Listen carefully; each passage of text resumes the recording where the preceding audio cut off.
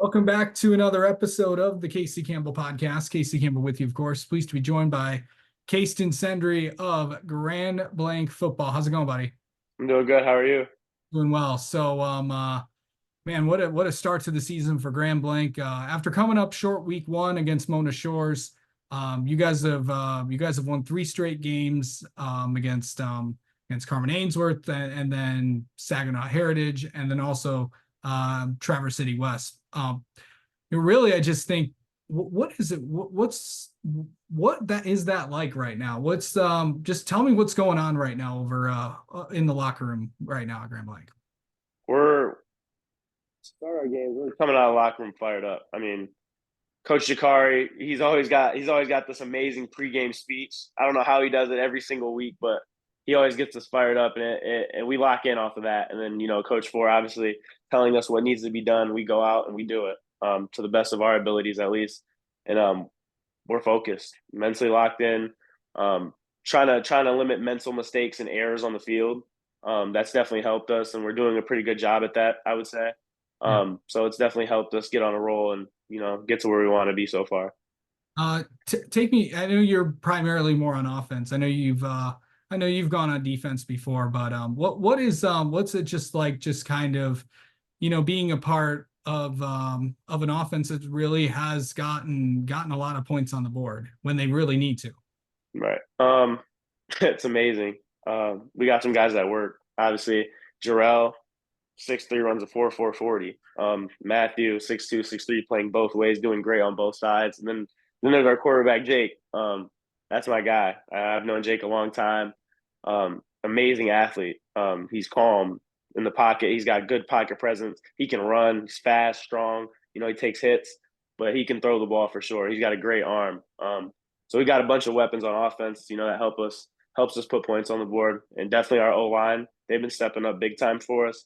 I know those guys don't get a ton of credit, but they have done their job to the max for sure. Absolutely.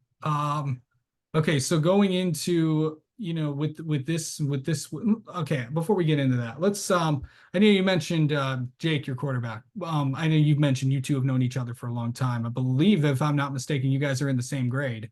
Yeah, yep, we So, are. what's that like? Just the trust between you guys. That's between a quarterback and receiver is deep. What's describe the relationship you guys have on the field, just like, everybody. I mean, he knows where you guys are all going to be at all times. What just tell me what it's like between the relationship between the quarterback and you. Oh my goodness, me and Jake go way back. I've known Jake since he was in kindergarten. I was in kindergarten. Goes all the way back to recess football, really. Um, Jake was always the quarterback, and then we got so good. People didn't want us to be on the same team, and now we're on the same team, so it's trouble. But I know he's gonna put the ball where it needs to be, and he knows that I'm gonna go get it for him, no matter how I got to do it. I'm gonna be there for him. And that's kind of something we've grown. Obviously, Jake started on varsity a sophomore year. I started on JV playing quarterback for the first time in my life. Got pulled up to be a receiver, and ever since then, me and Jake have took off. I mean, we've been working on it ever since. Just running routes with each other, doing drills, whatever we got to do to build the chemistry, and then also our friendship helps too. Absolutely. And really just the last two wins beating against some really good teams. Coming into that, and what was it like to the Heritage win had to be insane. Can you take me through that week? What was that? What was that like, just to get it to get a big win like that and maybe carry it over, to the next week, and they always say the highest of highs and the lowest of lows. How do you like manage, not getting too high and not getting too low? Um, I would say it's just our mental toughness.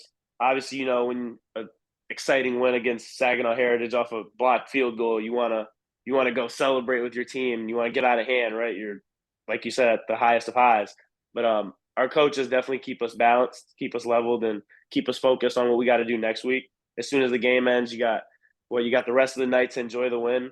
Then you're locked in on the next team. I mean, that's how it is in football. That's how it's got to be. And our coaches emphasize that, just so we don't get out of hand and forget the task moving on. So coaches have really helped us, and they've done a good job with keeping us mentally balanced and mentally focused. So And speaking of that next team, of course, next up for you guys will be Lansing Everett.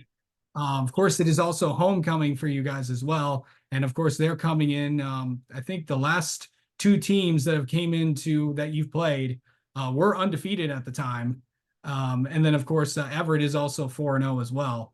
So going up against a really good team like that, that's having a really really good season, what's it going to take to get a win against them, and especially with all the distractions that homecoming brings to everybody?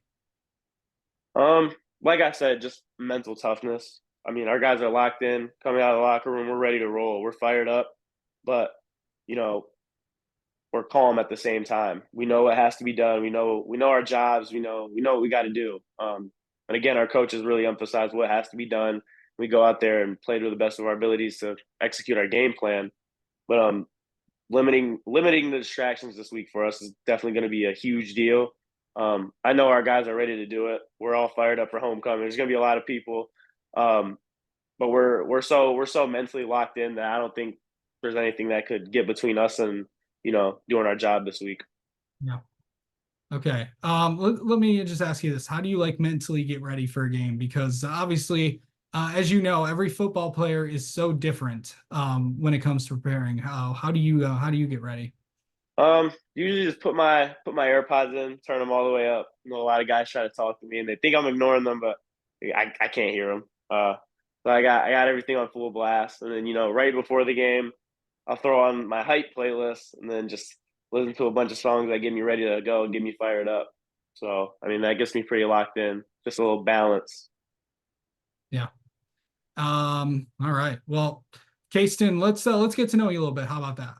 All right. Okay. Best moment from your football career so far. This could be this year, this could be last year, or any years that you've had in high school football. Best moment. I would say when I scored my first touchdown. That would be last year. Um, Playoff game against Grand Ledge. I think it was. I think we were up one touchdown.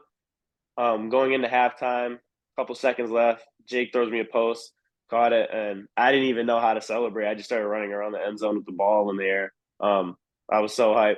But yeah, it's probably my best moment. Yeah. Favorite, what's your all-time, who's your all-time favorite player currently right now? They can't be retired. Okay.